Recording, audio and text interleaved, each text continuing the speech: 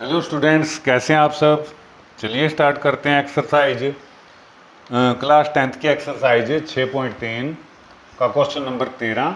हमारे पास क्या दिया हुआ है, ध्यान से देखिए। मेरे पास दिया है एक त्रिभुज है ए बी सी, ठीक है, कि भुजा बी सी पर एक बिंदु इस प्रकार दिया है। क्या दिया, वो बिंदु डी है, ध्यान दीजिए डी है। क्या उसका क्या दिया मेरे पास कि कोण ए डी सी बराबर है कोण बी ए सी के, ठीक है। इसकी आकृति बना देता हूँ मैं जल्दी से, ताकि आपको जल्दी से समझ में आ जाए।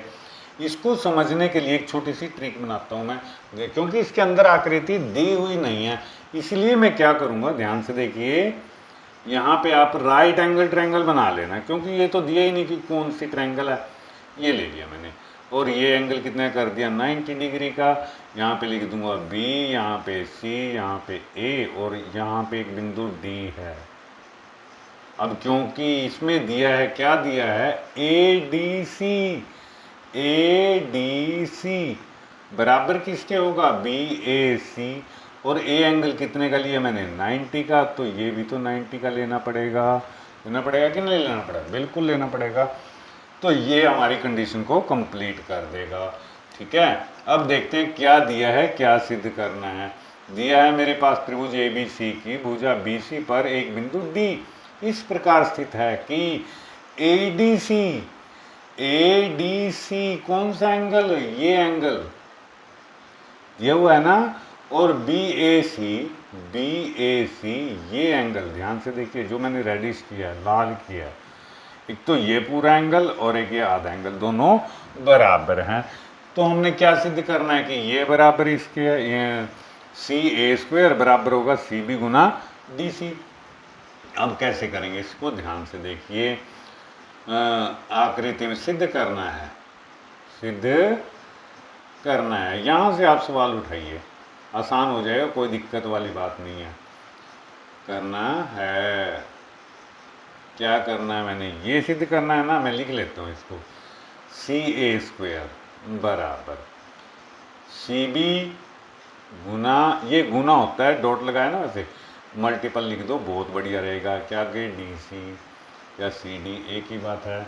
उसके बाद क्या मैं इसको, ध्यान से सुनिए स्टूडेंट्स, क्या मैं इसको ऐसे लिख सकता हूँ, सी ए गुना सी ए, वैसे भी तो करते हैं हम, देखिए एक्स स्क्वेयर है मान लिया, तो इसको मैं एक्स मल्टीप्लाई एक्स भी तो लिख सकता हूँ, बिल्कुल लिख सकता हूँ ना, क्योंकि पावर 2 है। इसी प्रकार यहाँ पे सी ए की पावर कितनी है, 2, तो मैं क्या लिखता हूँ, सी ए गुना सी ए बराबर सी बी गुना सी डी।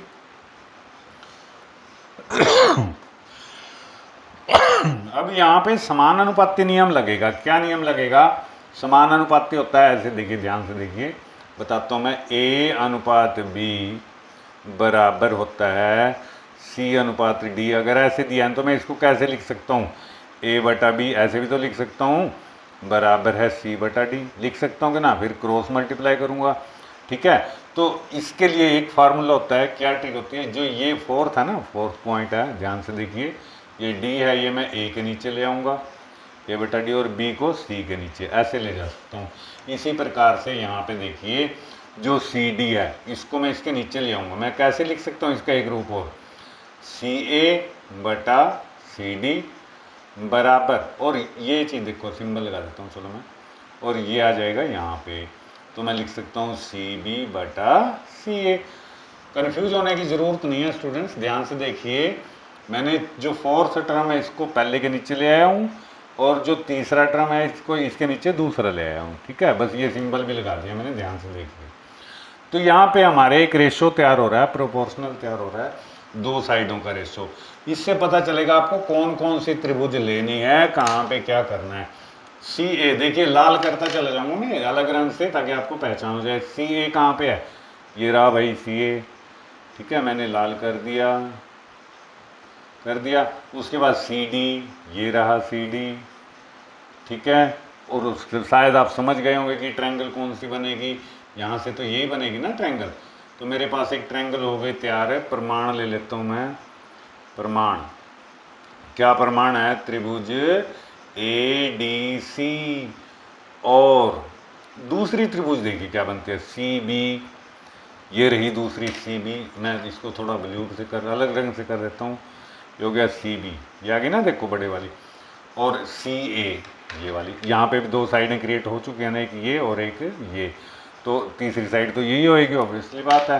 तो मैं क्या लिखूँगा यहाँ पे, त्रिभुज ए बी सी में ये प्रमाण आ गया मेरे पास।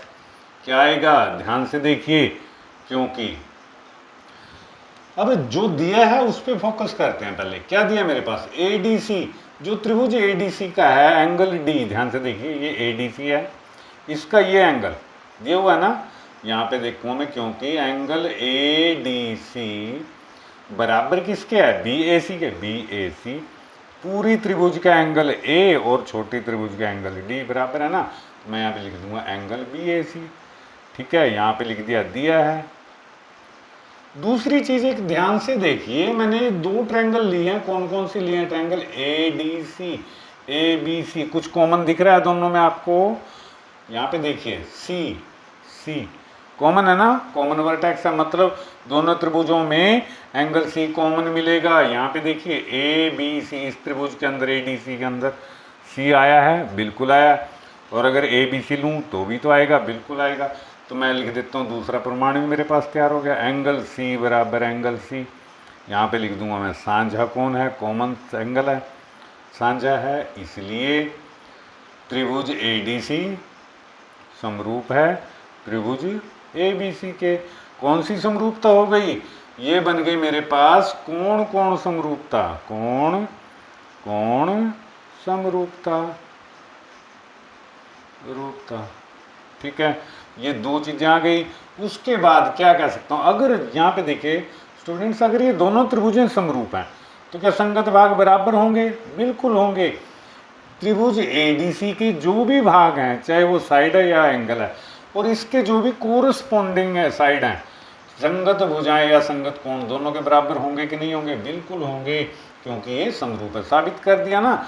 इसलिए मैं लिख सकता हूँ सी ए, छोटी त्रिभुज की बात कर रहा हूँ, रेड की, सी ए, ठीक है, बटे सी डी, इसको देखो मैंने राइट एंगल मानना है, ये हाइपोटेन्यूस हो गया, ये बेस हो गया, सी ए बटा सी डी बन गया कि नहीं बन गया। इसको भी तो मैंने राइट एंगल मानना है, तो यहाँ पे भी तो एच बनता है, हाइपोटेनियस। चलो खैर वो तो अलग चीज़ है, मैं क्या करूँगा, सी ए बटा सी डी और सी बी बटा सी ए। आया कि नहीं आया समझ में, यहाँ पे लिख दूंगा मैं संगत भाग, संगत भाग। अब यहाँ पे क्या करना है मेरे को, आर पार गुना करनी है, यहाँ पे आर पार गुना करने पर, गुना करने पर क्या आया मेरे पास, आर पार गुना करने पर, सी ए को सी ए से करूँगा, सी ए गुना सी ए बराबर सी बी गुना सी डी गुना सी डी। तो क्या मैं इसको सी ए को वापस वैसे ही लिख सकता हूँ जैसे पहले लिखा था, सी ए स्क्वेयर इक्वल टू, इसको ऐसे बीच में डॉट भी लगा सकता हूँ मैं, C B point C D. ये एक्चुअल में पॉइंट नहीं होता बल्कि मल्टीप्लाई का निशान होता है, पॉइंट होता है बीच में और ये होता है थोड़ा नीचे, बस ये फर्क होता है।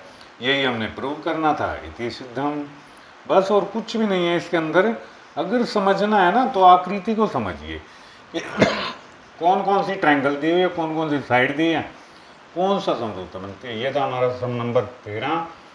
कुछ भी समझ ना आए हो तो पूछ लीजिए, कमेंट करके पूछिए, अदरवाइज वीडियो को लाइक कीजिए, शेयर कीजिए और सब्सक्राइब कीजिए। Thanks for watching video, thank you.